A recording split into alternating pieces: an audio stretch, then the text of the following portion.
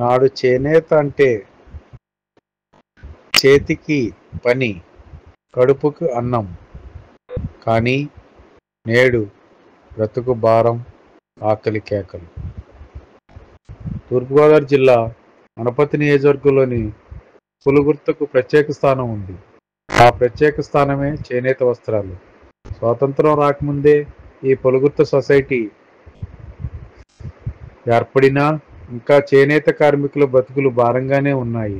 పులుగుర్త చేనేత వస్త్రాలకు రాష్ట్ర స్థాయిలో గుర్తింపు ఉంది. నాణ్యతకు ప్రాధాన్యత ఇస్తూ చేనేత వస్త్రాలను తయారు చేస్తూ ఉంటారు. ఎన్నో అవార్డులు ఈ సొసైటీకి సొంతమయ్యాయి. అనేక చోట్ల దుకాణాలు నెలకొల్పి అందరికీ అందుబాటులో ఉండేలా ఈ వస్త్రాలను అందించడంలో ఈ సొసైటీ విశిష్టంగా కృషి చేస్తుంది. కానీ నేడు ఆర్థిక సంక్షోభం ఎదుర్కొంటున్నాయి. ప్రభుత్వం నుండి రావాల్సిన బకాయిలు రాక ఇబ్బందులు ఎదుర్కొంటూ భారంగా నెట్టుకొస్తున్నారు. ప్రభుత్వం ఇచ్చిన హామీలు నెరవేర్చాలని, చేనేత కార్మికులకు చెల్లించవలసిన బకాయిలను వెంటనే చెల్లించాలని కోరుచున్నారు. నా పేరు లాలయ్య అండి. పుల్లగుత్త పేరుచెట్టు లాలయ్య. మీ సొసైటీ పుల్లగుత్త చేనేత హ్యాండ్లూమ్ సొసైటీ సొసైటీకి మాజీ అధ్యక్షుల్ని.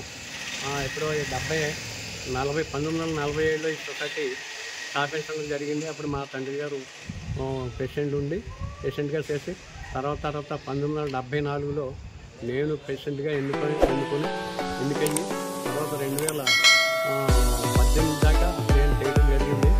ఈలోగా 2013లో మా మలకాయర్ని యూనిట్ కట్టడం జరిగి దాని మీద కొంతమంది సుమారు 12 మంది దాని మీద వర్కర్స్ బతుకుతున్నారు.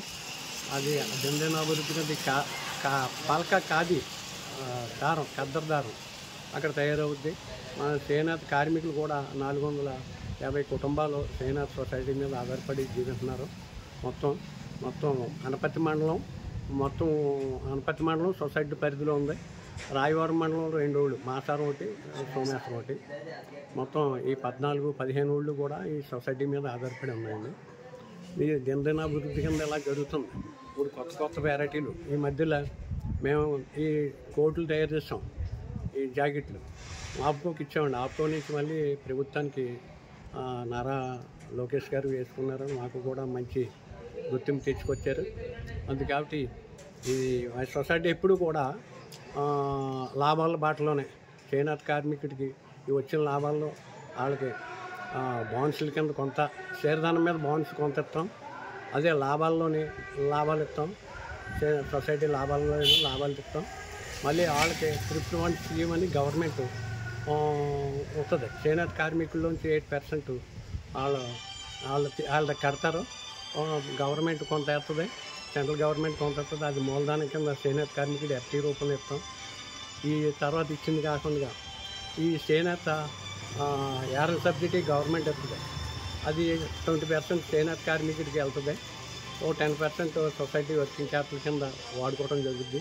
అలా పావలా వడ్డీ, ప్రభుత్వం పావలా వడ్డీ ప్రకటించారు చంద్రబాబు నాయుడు గారు. 30% డిస్కౌంట్ కూడా ప్రకటించారు. మాకు పాత బకాయిలు కొంచెం రావాలి. స్టేట్ మొత్తం మీద 200 చిల్లర కోట్లు అవి మాకు ఇస్తే చేనేత సహకార సంఘాలు అన్నీ బాగుంటాయి. అవి ఇచ్చి తర్వాత మళ్ళీ ఈ పావలా వడ్డీలు, 30% డిస్కౌంట్లు, ఈ యారన్ సబ్సిడీలు ఇచ్చి ట్రిప్ ఫండ్ స్కీములు ఇవన్నీ మాకు మామూలుగా యథావిధిగా ఇచ్చిన హామీల వరకు మాకు ఇస్తే చేనేత సొసైటీలను చూడక్కర్లేదు. చేనేత కార్మికులు జీవించాలంటే చేనేత సొసైటీలు బాగోవాలి. చేనేత సొసైటీ బాగుంటేనే చేనేత కార్మికుడు పని చెప్పగలరు. అందుకే దయచేసి ప్రభుత్వం వారిని అందరినీ ఇలాగా మీరు ఇచ్చిన హామీలు మాకు నెరవేర్చాలని కోరుకుంటూ సెలవు తీసుకుంటాం.